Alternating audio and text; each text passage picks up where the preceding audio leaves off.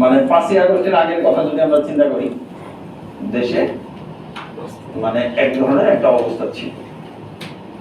5ই August আমাদেরকে সবাইকে কথা বলার সুযোগ করে দিচ্ছে, এই তো, তাই না? 5ই আগস্টে কিন্তু আমরা তার শব্দ কেউ কোনো ব্যাপারে করতে পারতাম না। 5ই আগস্ট আবু সাইদ, মুগ্ধ এবং এরকম যারা গুলির মুখে একবারে নির্বিচারে গুলির মুখে যারা বুকটা পেতে দিচ্ছে,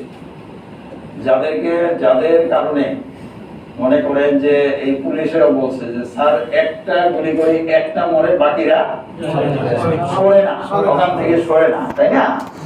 আগের সবসময় তো এটাই দেখা গেছে যে একটা গুলি একটা টিয়ার সেল হলে সরে যেত, কিন্তু এরা এমনই যে একটা মনে আরেকটা এসে আরো 10টা এসে পিছনে দাঁড়ায়। আসলে এরকম ছাড়া একটা হওয়া সম্ভব ছিল না। এখানে আমাদের কিন্তু আমরা যদি বলি যে সামগ্রিকভাবে জাতি হিসাবে আমাদের কোটি কোটি মানুষের কিন্তু ভূমিকা নাই, তাই না? আমরা শেষ পর্যন্ত আইসা এই মানুষ এতই নিপীড়িত অবস্থায় ছিল, শেষ এইরকম সাহসিকতার সাথে দাঁড়াই গেছে। তখন মায়ের আসছে, ছেলেরা রাস্তায়, মায়েরাও এসে রাস্তায় দাঁড়িয়েছে, বাবারা এসে রাস্তায় দাঁড়াইছে। সর্বোপরি আল্লাহ আমাদেরকে এইরকম একটা জগদ্দল পাথরকে এখান থেকে সরাইছে। সরানোর মধ্য দিয়ে যে রাষ্ট্র ব্যবস্থা, সরকার ব্যবস্থা, ব্যাংক ব্যবস্থা যত কিছু রেখে গেছে, রাষ্ট্রটা কিন্তু একটা ভঙ্গুর অবস্থায় রেখে গেছে, এটা তো ঠিক, তাই না? এখানে আমাদের একটু ধৈর্যের সাথে আমরা আমাদের বিভিন্ন বিষয়গুলো এটা মানে সামনের দিকে আমাদের একটা স্থিতিশীলতার দিকে যাইতে হবে। তো সেই ক্ষেত্রে আপনাদের চাওয়া পাওয়া আছে, আপনারা 7 এবং 8ই আগস্ট সবকিছু উপেক্ষা করে আপনারা ঢাকায় আসছিলেন। ডিসেম্বর আপনারা আসছিলেন। তো এটা আপনারা একদিক থেকে যদি চিন্তা করেন যে আমাদের দাবি দেওয়া, আমাদের বৈষম্য আসছে, আমরা তো আসবই, বলতে পারেন আপনারা।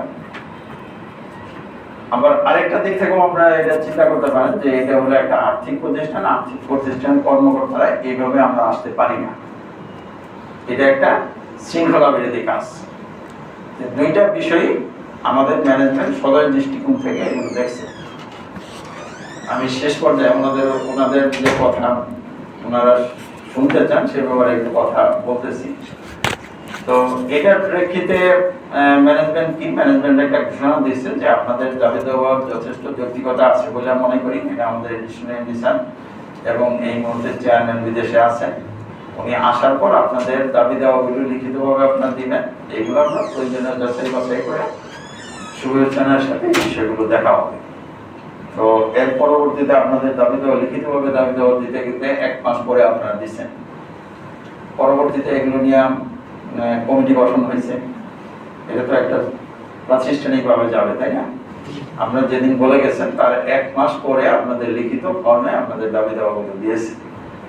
তো সেটার জন্য সেটার আলোকে সেটা যাচাই বাছাই করে ম্যানেজমেন্টের কাছে প্লেস করার জন্য এর একটা কমিটি ফর্ম হয়েছে। কমিটি এটা যথেষ্ট বিবেচনার সাথে এই বিষয়গুলো দেখছে, দেখার পর এটা যে একটা তো পলিসির যে বিষয়গুলো একটু ধাপে ধাপে যায়, ম্যানেজমেন্টের কাছ থেকে বোর্ডের কাছে যাবে।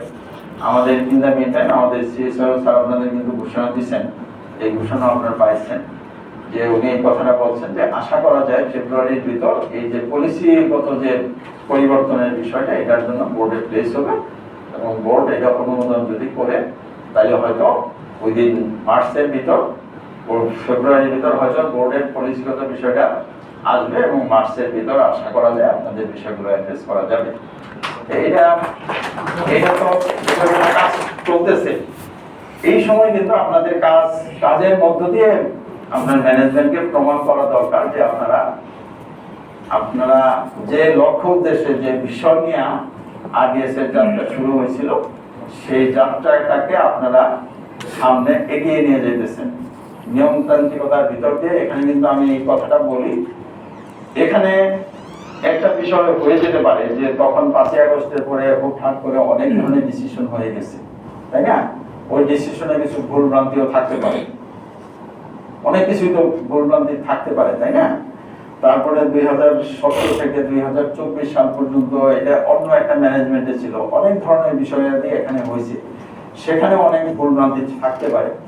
সকল ভুল ভ্রান্তি কিন্তু একসাথে অ্যাডজাস্ট করা এটা সম্ভব না। ঠিক আছে, এই বাস্তবতাটাকে আপনার সামনে নিতে হবে।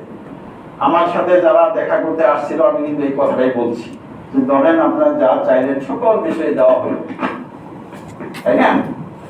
সকল বিষয় দেওয়া হলো, দেওয়ার পর দেখা গেল যে আরডিএস আর এইভাবে সম্প্রসারণ করা আগানো সম্ভব না।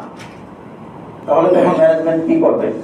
ম্যানেজমেন্ট কি করবে? তাহলে আরডিএস আস্তে আস্তে নতুন করে আর আরডিএস আমাদের এখানে বাড়ানোর দরকার নাই, নতুন করে এজেন্টে যাওয়ার দরকার নেই। আমাদের যেগুলো আছে এগুলো আস্তে আস্তে আমরা এগুলোকে মনে করেন কনভার্ট করে ডাইভার্ট করে আমরা এগুলো দিয়ে দিই নতুন করে। এটাও একটা হইতে পারে। মনে করেন সবাই আপনারা অফিসার হইতে চাইছেন, সবাইকে অফিসার করে দেওয়া হলো, ঠিক আছে? অফিসার করে যার যার এখানে কাউকে ক্যাশে, কাউকে ইনভেস্টমেন্টে, কাউকে এজেন্টে এইভাবে পোস্টিং দিয়ে দেওয়া হলো, তাই না? নতুন করে কোনো আরডিএস কোথাও বাড়ানো হলো না।